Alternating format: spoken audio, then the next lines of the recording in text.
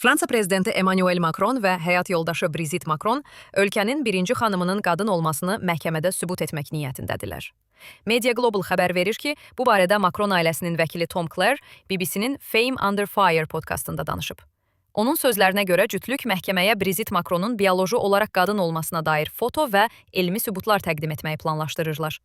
Clare qeyd edib ki, ölkənin birinci xanımı məsələni həll etmək üçün mümkün olan hər şeyi etməyə hazırdır.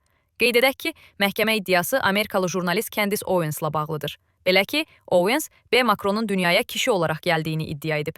Nəticədə isə Macron cütlüyü onu məhkəməyə verib. Onu da xatırladaq ki, 2021-ci ildə Fransa mediasında və sosial şəbəkələrdə Brigitte Macronun cinsini dəyişdirdiyi barədə xəbərlər yayılmağa başlayıb.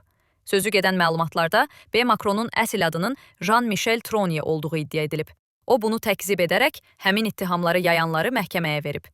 2024-cü ilin sentyabrında isə Paris məhkəməsi Brigitte'in kişi olmasını iddia edən iki qadın barəsində hökm çıxarıb.